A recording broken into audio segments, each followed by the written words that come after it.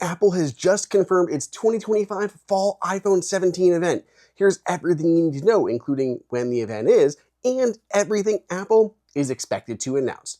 Real quick, if you want to keep up to date with all the latest Apple news and reviews, hit that subscribe button. Apple's having a busy year. There are nearly a dozen or so products that Apple is still expected to release by year's end. But it all starts with Apple's iPhone event.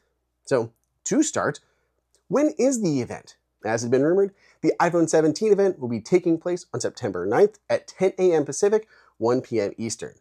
The event will, as usual these days, be live streamed on Apple's website, the TV app, and the official YouTube channel. Of course, the big question is, what will Apple announce? The most obvious refresh is iPhone and Apple Watch. For iPhone, it seems to be getting 4 new models. There's the base iPhone 17 that will see an updated processor, but little else. Then we'll have the massively redesigned and ultra-thin iPhone 17 Air.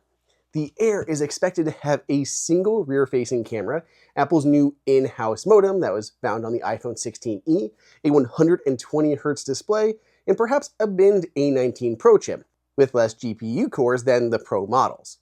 While internal testing has reportedly shown that Apple's battery capacity will be enough for about 80% or so of users, Apple's also said to be launching a battery case or possibly even a battery pack to go along with it.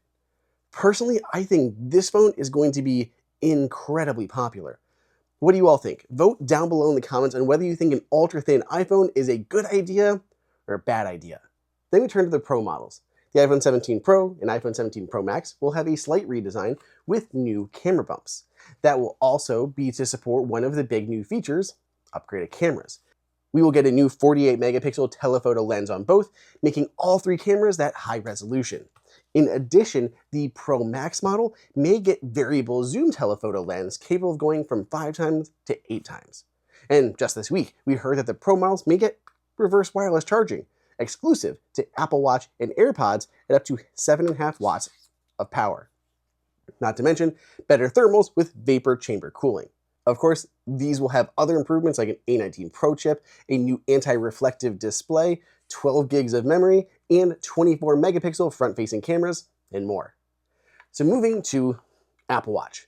There should be 3 new models this year. A bolstered Apple Watch SE will kick things off, largely updating the processor, but otherwise no massive changes here. Apple Watch Series 11 seems to be somewhat minor too after last year's redesign.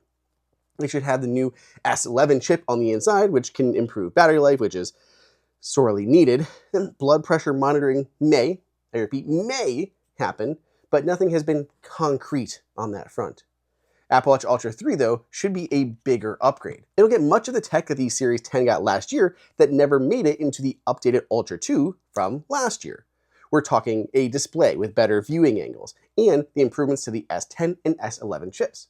Specific to the Ultra 3 is a new 5G chip for cellular users. Finally, I think there are 2 accessories Apple may launch as well. First is the AirPods Pro 3. Cannot wait. These have been a long time coming in my opinion, and we have Beats products with features that the current AirPods Pro don't have. This new model will have a similar design, but adopt in-ear heart rate monitoring. There's also the rumored live translation feature. This is a bit murky. It for sure seems to be coming, but we don't know where exactly or what it could require. This feature could potentially come to existing models too, or maybe even like iPhone 17 specific. Just depends on what it means.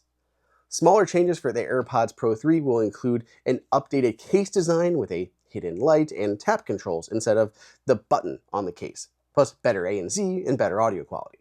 Then we have AirTag 2. I'm a little torn on this one. The refresh seems tiny, not enough to warrant a lot of discussion, but could occupy a slide or two. AirTag 2 is said to include a harder to remove speaker, longer range, and more. This is said to be ready to launch since like the spring at least, so it's about time here.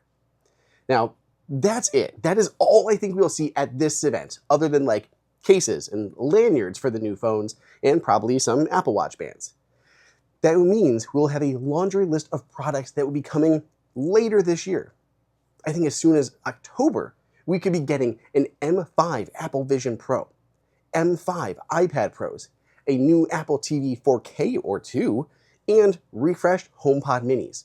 Many of these will be minor updates and spec bumps, so it's possible Apple could roll these out with a series of press releases or do a shortened online event.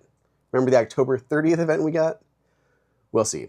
Let me know if you're going to be picking up any of these new devices down below in the comments. Otherwise, subscribe and follow for more Apple news, and I'll see you all in the next video.